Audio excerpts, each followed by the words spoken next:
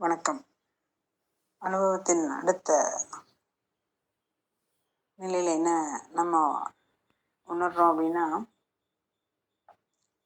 இப்போ இந்த உடல் நான் இல்லை, இந்த மனசும் நான் இல்லை, இந்த ஆன்மா உள்ள ஏதோ இருக்குது, அது சக்தி நிலையாக இருக்குது, அது இறைவனாக இருக்குது, அது ஆற்றலாக இருக்குது, அது அருட்பெரும் ஜோதியாக இருக்குது, இது இயேசுவாக இருக்குது, அல்லாவாக இருக்குது அப்படின்னு நம்ம உணர்ந்த தருணத்தில் என்ன ஆகும் அப்படின்னா,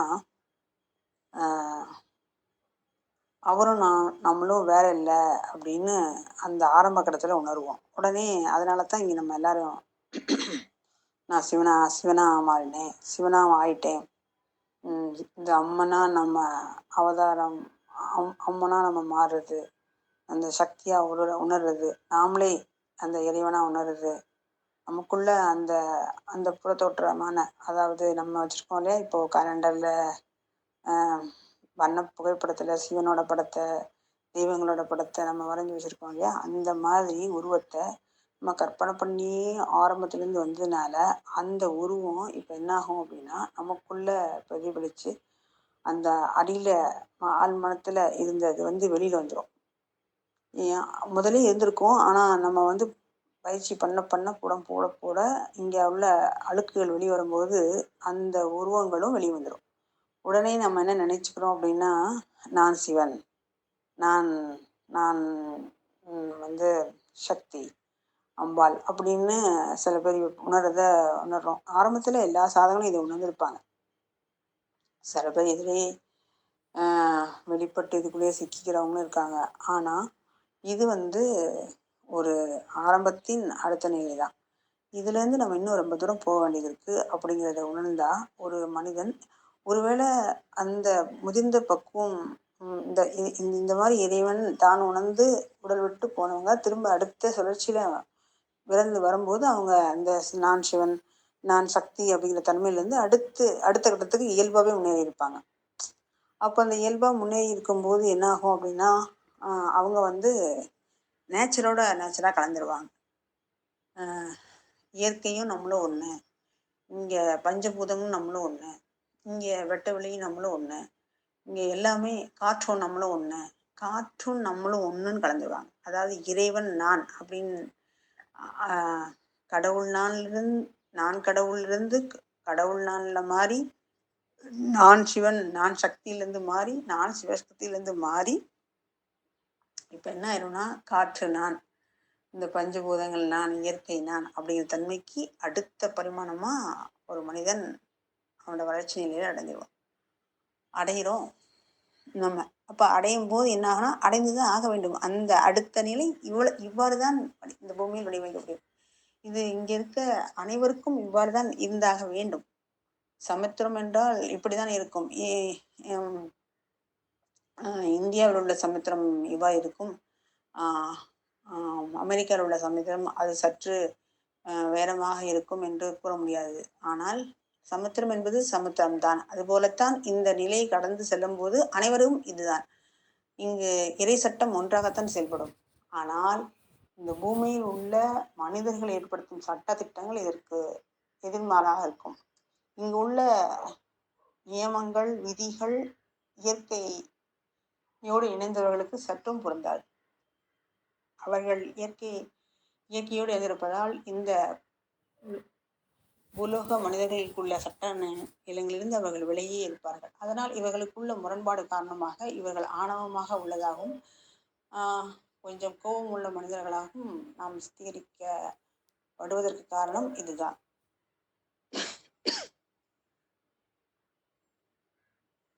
அவர்கள் நிலையில் இவர்கள் புரிந்து கொள்ள இயலாது, இவர்கள் புரிந்தாலும் அவர்களால் ஏற்றுக்கொள்ள முடியாது. இந்த முரண்பட்ட நிலையால் தான் அவர்கள் ஒதுங்கி இருக்கிறார்கள். நாம் அவர்களுடன் இணக்கம் இல்லாமல் இருக்கிறோம். நான் கூறுவது, இயற்கையோடு இயந்திருப்பவர்களும் இந்த லோகி இந்த மாதிரி மனித தன்மையில் வாழும் மனிதர்களோடும் உள்ள இணைப்பை கூறுவதால் இவ்வாறு கொள்கிறேன். இப்போ இந்த நிலை அடைந்த போது சில ஆண் மக்கள் இறைவனுடன் கலக்க வேண்டும், தன் சொந்த வீட்டில் இருந்து இளைப்பாற வேண்டும், அங்கு அங்கு செல்வதே குறிக்கோள், அங்கு அடைவதே குறிக்கோள் என்ற நிலையில் வந்த ஆன்மாக்கள் அவ்வாறு அவர்களிடம் நோக்கி அவர்கள் பாய்ச்சப்படுகிறார்கள். அடுத்து சில ஆன்மாக்கள் தேர்ந்தெடுக்கப்பட்டும் இந்த பிரபஞ்சத்தால் வழிநடத்தப்படும் ஆன்மாக்கள் இங்கு அவர்களுக்கு சில பயிற்சிகளும் வழிமுறைகளும் வழிகாட்டுதலும் காட்டப்பட்டு சில விதிமுறைகளுக்கு உட்பட்டு இந்த பூமியில் பிறந்து இங்குள்ள உயிர்களுக்கு அவர்கள் ஞாபக சக்தியை கொண்டு அவர்கள் யார் என்பதை தெரிவிக்க உதவுகிறார்கள். அதன் மூலம் இங்கு ஞானம் மலர்வதற்கு இவர்கள் உதவி புரிய இயற்கையால் அனுப்பப்படுகிறார்கள், அவர்களுடைய சொந்த விருப்பத்தின்படி. அதைத்தான் நம்ம புத்தர், மகாவீரர், இயேசு, அல்லாஹ், குருநானக்,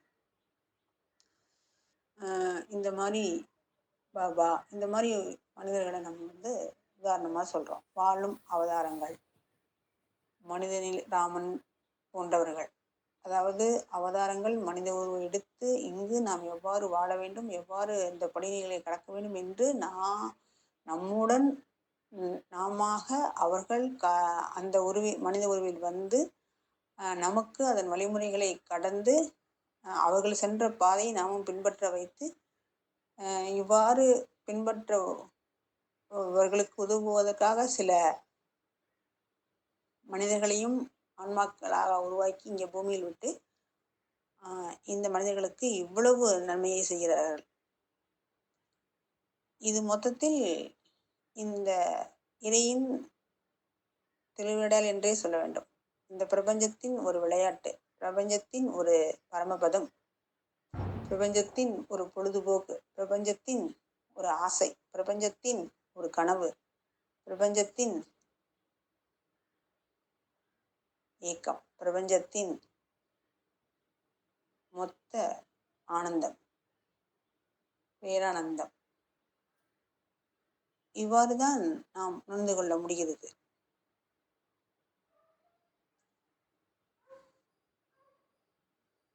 அதில் தேர்ந்தெடுக்கப்பட்ட மனிதர்கள் அவர்கள் எவ்வாறு வழிநடத்தப்பட வேண்டும் என்பது அந்த இயற்கை, அந்த பிரபஞ்சம் அவர்கள் கருத்துக்களை, அவர்கள் செயல்களை, அவர்கள் என்ன மனிதனுக்கு புரிய வைக்க வேண்டும் என்பதை உணர்ந்து இவர்கள் நிலைக்கு இறங்குவதற்கேற்ற மனிதர்களை தேர்ந்தெடுத்து அவர்களுக்கு உதவு செய்வதற்காகத்தான் தற்போதுள்ள குருமார்கள் நடத்துகிறார்கள். அந்த வகையில் தான் இப்போது வாழும் குருக்களான சத்குரு, ரவிசங்கர்,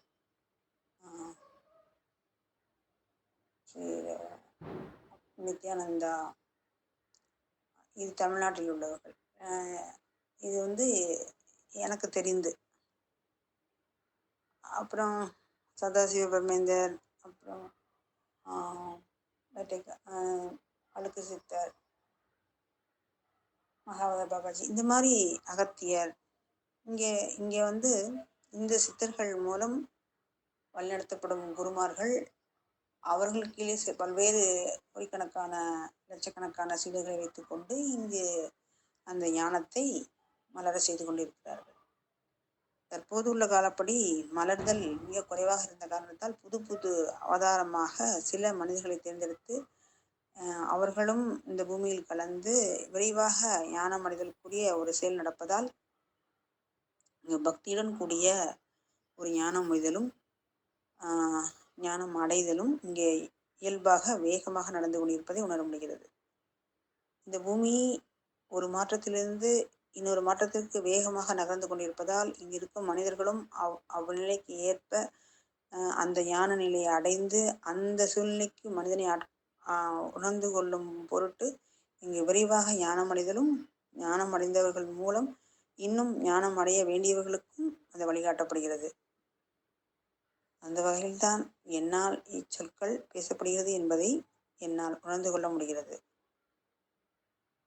இந்த பேரின்ப பேராற்றலுக்கு மிக்க நன்றி.